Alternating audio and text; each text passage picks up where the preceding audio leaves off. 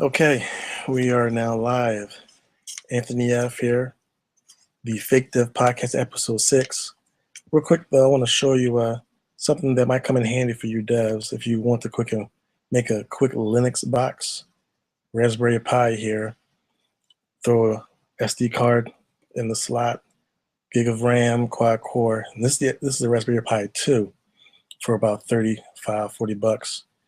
Throw a Debian Linux on there, a mobile version, and you're good to go. I have not tried to put Eclipse on this, but it might work. But if you just need a laptop, or rather a mobile device, you can use this. You could buy a screen, or you could plug it into your nearest TV via HDMI. So I think that's cool. All right, so we're going to continue with tools, and we're going to continue with some other things. Why I'm here to help, show what I learned, hopefully help somebody else. I want to be your coach. I don't want to be your teacher, your instructor, because I'm not here to teach you coding, but I'm here to coach you, to remind you can do it, and to tell you what things work for me or are working for me, and what's working for other people out there. Sometimes you feel like you're alone. There's nobody doing this but you. But actually, there's a lot of people doing it, and they're making money. Crazy enough, they're making money. And if you feel like this could be your job, your only job, then you can do it too. All right. So let's see here. I can quickly get to my calendar, show what we had planned to talk about today. And here we go.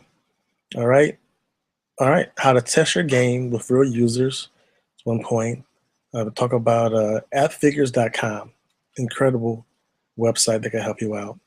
I'll talk about game analytics, which is a free plugin and that you put in your app that allows you to see a lot of stats in real time, actually. And also audible.com and business books that you should probably read or reread, which would be a good idea for everybody to do. I often listen to the Audible books, and I don't pay attention. I just listen to them. I just listen to the whole thing. And then I go back to it with a focus on what I really want to hear and what I really want to apply. So let's see here. I'm getting back to the Google Hangouts, and there I am. Hopefully that worked. I didn't freeze anything. All right, so what are we going to talk about? I forgot that fast. Oh, yes, how to test your game with real users. So we touched on it last week, how to get real users to test your game out. There are many ways to do it. The traditional way is to advertise your new game in forums. That is still the tried and true way to not only have testers, but also to have people try a game out, and just a basic advertisement. Even when you pay a growth hacker, they will advertise your game on forums, because that's where usually all of the focused gamers are, even for mobile games. So that's what you want to do. So how can you do that? Well, if we can go in deeper than what we talked about last week, you really can't just go online and Google paid acquisition. It's not really going to happen. You can go to some places like Chartboost, which is probably the easiest way to do it. Matter of fact, let's say Chartboost is the best way to do it. Chartboost.com. Not only do they allow you to use their programs or coding to advertise, but also you can pay them to have people play your games.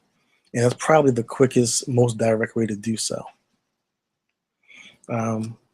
There's another way though. If you go to Fiverr.com, you can pay people to download your game. $5 a pop. You can get about 50, 60 players, and they'll download your game, and you can basically have them go through certain things to make sure everything's working. That's one way. That's the paid acquisition. Now, there's other ways, of course, too. If you are an iOS developer, you know that you can set up a beta section in the same way with Android. and you can give whoever signed up for that. You can actually write in the description what you want them to test and look out for, and things of that sort, and they'll do it. I've gotten feedback via emails of iOS beta testers. They gave me some good information, so that's good. Another way. Oh, now this leverages new technology. Where's my bookmark here? All right, mobcrush.com. If you go to mobcrush.com, see here. Did I lose you? Where did you go? There you go. Mobcrush.com allows you to sign up and stream your games live. That's perfect, because that way people will get to see your games and ask questions. What I did was I've been using Corona SDK to make all my apps, because as I mentioned last week, I can make with Corona SDK, I can make an iPhone app, iPad app, TV OS app, Mac OS app, as well as a Windows app, Windows mobile app, Android app. Did I miss anything? Yeah. Ouya app, because people are still buying Ouya game consoles somewhere, as well as an Amazon app. Yes, that's how many different platforms Corona SDK creates, probably more. So that's cool. So what I'll do is I'll create the game in Corona SDK. I'll plug in my iPhone. Oh, it doesn't have to be super fancy or special. Any iPhone or iPad you have lying around, you plug it in, connect it to your account in iTunes so they don't know who you are, and then connect it to your iOS account via Xcode and also Apple developer website.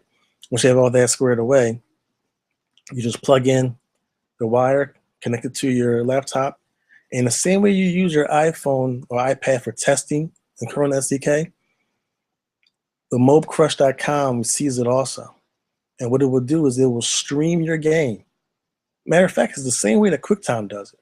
Maybe not a lot of MacBook users out there, but if you have a MacBook, you already know that you can stream your iPhone by connecting it via the wire and then opening up QuickTime and changing the cameras, which is cool.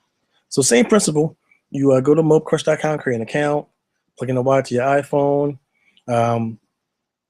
upload the game that you're beta testing already, game that you're working on, and then use MobeCrush to test it out. So I did that. I connected my Panther TD game, my tower defense game, to landscape mode, and then I connected it and I threw it on mobcrush.com, and I proceeded to play my game horribly. It was so bad that random streamers, people just started watching me play my game. And one guy started talking to me. I'm sorry, one person. I don't know if it was a guy or a girl. This person started talking to me, giving me insight, telling me I'm losing. Thank you. I knew I was losing. Actually, I got better towards the end. He was asking about the graphics, the gameplay, details that I was not getting from anybody else, which is really cool. He even gave me, they even gave me a good idea as to how to upgrade the game with more graphics and certain graphics. So I learned a lot in that maybe 10, 15 minute time span of me connecting my phone and streaming my game on MobeCrush. I learned a lot that I probably learned in a month of fixing my game by myself. So I thought it was very valuable. So I definitely recommend mobecrush.com. I will throw that in the show notes.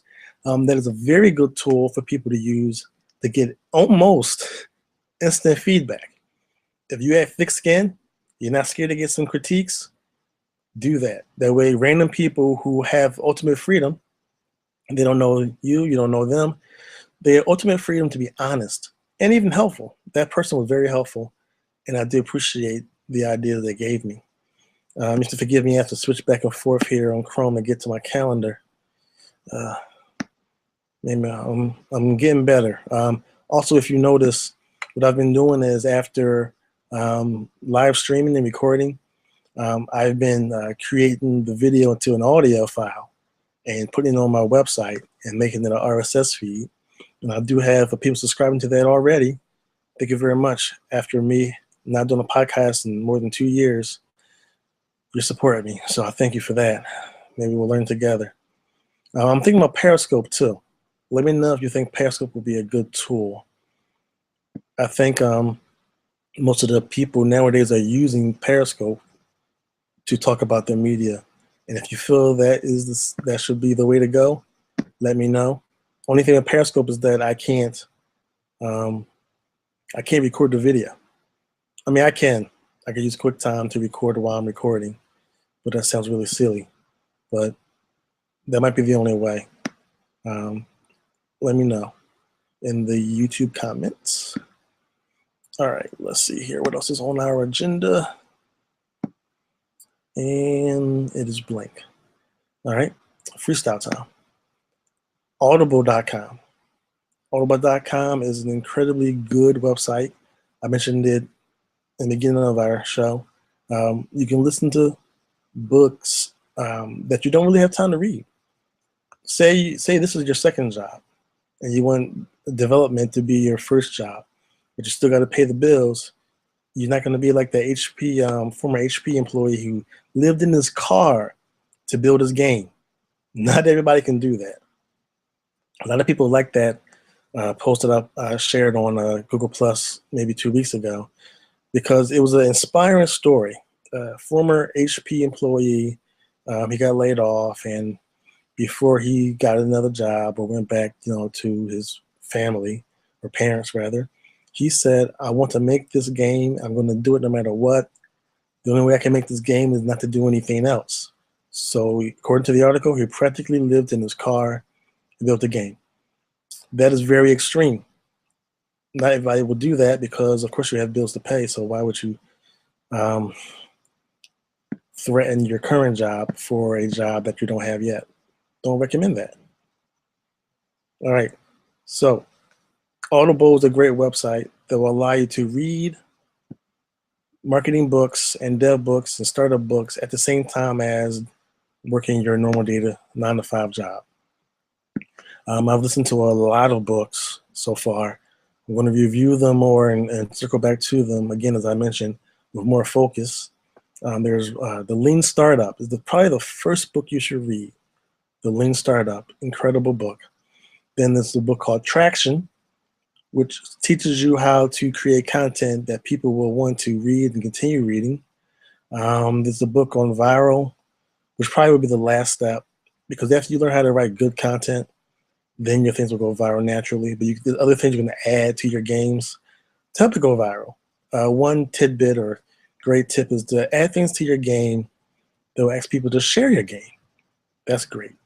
So say your person playing your game and they get to a certain level, and in between that level, you can do a little drop down that says, "You like this game? Great, share it." And then the Twitter or Facebook will pop up.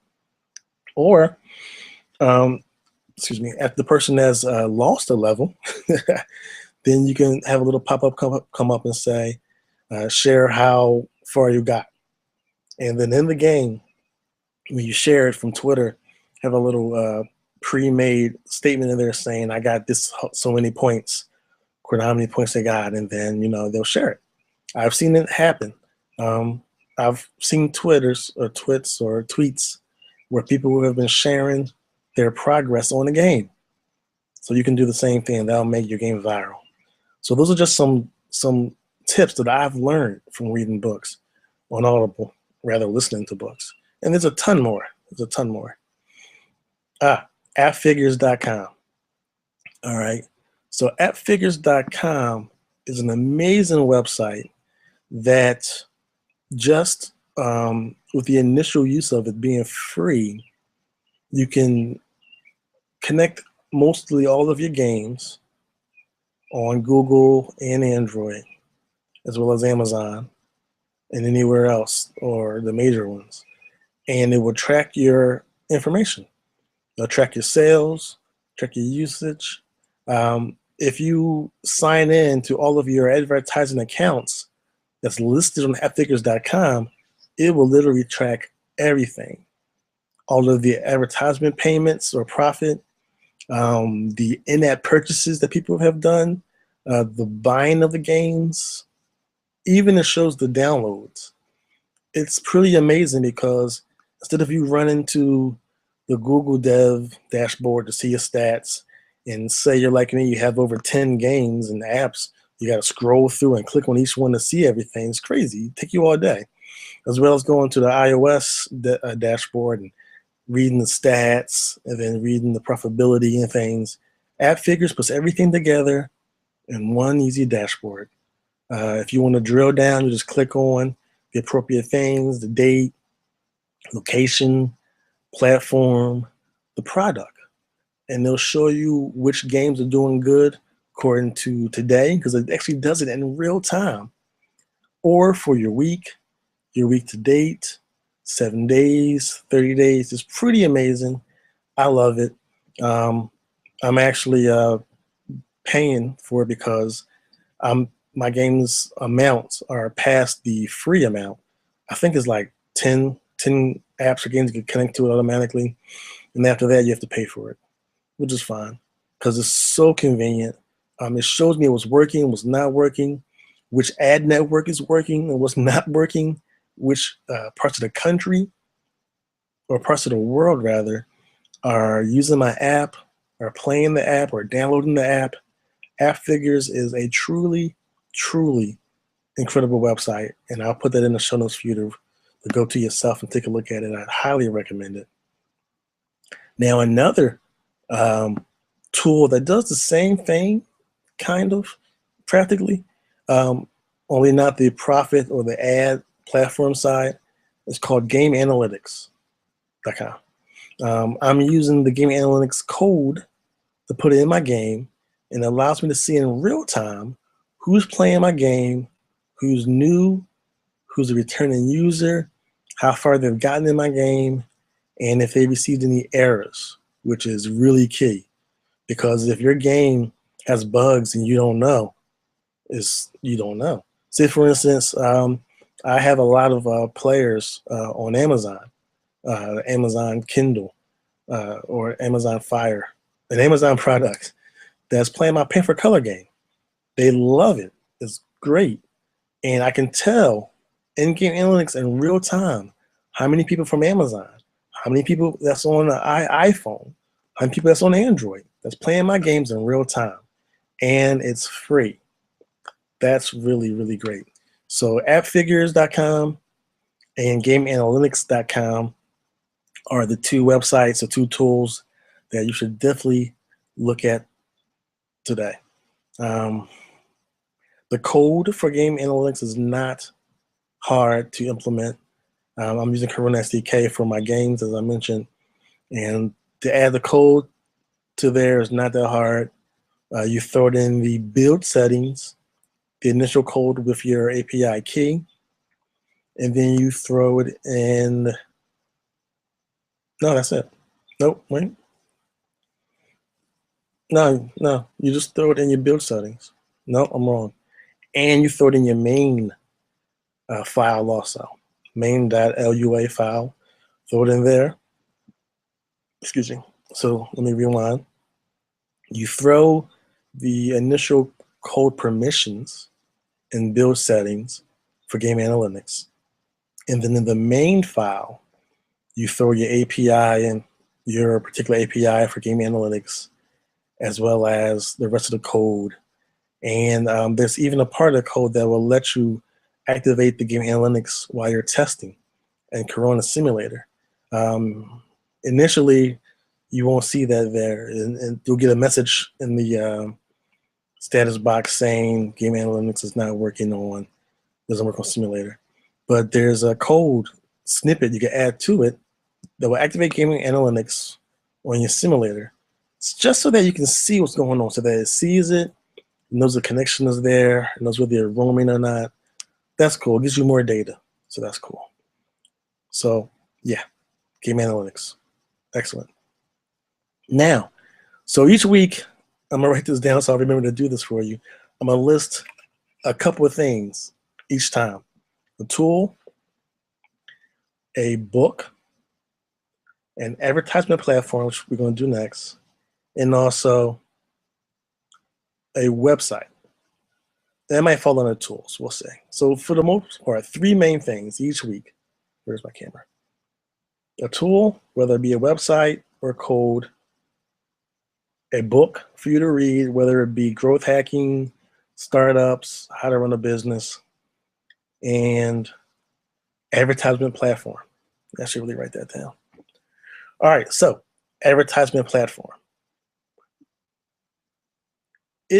You really have to test almost all of them to see what works for you.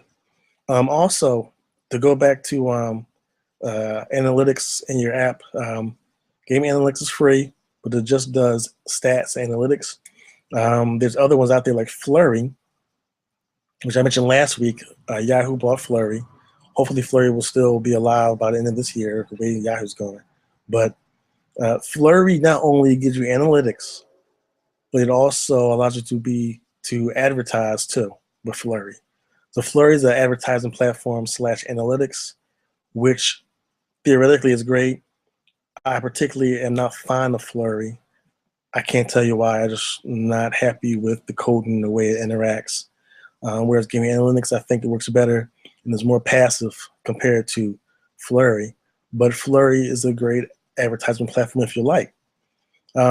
What drives me crazy as a learning dev is setting up advertisements for each platform and then putting the code in an app that's universal. So like, for instance, in Corona, for Chartboost, I have to put in the code for iOS and the code for Android, with the APIs and the code and the placement and the type of banners. Sometimes I have to put in 2 additional codes for Chartboost as well as Flurry, if whether you want it to be a banner or an interstitial or a video, which think of that as like 30 lines of code just for advertisement. Imagine your game having to read all that and do that quickly and efficiently. This advertisement platform that I actually like is simpler, so much simpler. You put your permissions in the build settings, and then in the main one file, you put a couple of lines of code and your API for your account. That's it. Even when you're setting up this ad program on the website, you don't have to tell it which app you're using, what you're going to do with it, what platform it's going to go on. And this advertising platform right now is one of the few that actually works on tvOS. So if you're trying to build an app for tvOS for the Apple TV, this advertising platform is the one for you because it works on there. What am I talking about? Good question. Forgot the name of it. It is called, oh, where'd it go? It is not AdBuddies. It is not AdBuddies. It is called AppLovin. That's what it is. Let me get back to you here. Minimize you for a second. AppLovin. AppLovin. Yes, it's very ghetto, but they are smooth, frictionless. Like I say that word, friction-free. You sign up to AppLovin. You have an API. You go to your platform that you're using, what game engine you're using. You throw the code in with your API, and AppLovin knows what your game is, which game it is, and they know what platform it is. It's amazing. So like I said, I throw in the build settings, the permissions for AppLovin. I throw in the main file, the main code for AppLovin, like any other advertisement code. I throw in the API in that section also. And then I throw the interstitial code, show interstitial, or show ad code, string, in any part of the game or app that I want it to go into. So say I want it to be the menu. So when the game comes on, or after you play the game and you go back to the menu, an app pops up. AppLovin will do that. And what it would do is after a half an hour or so of it going live and registering it, go back to your dashboard in app11.com and your game registers right there automatically.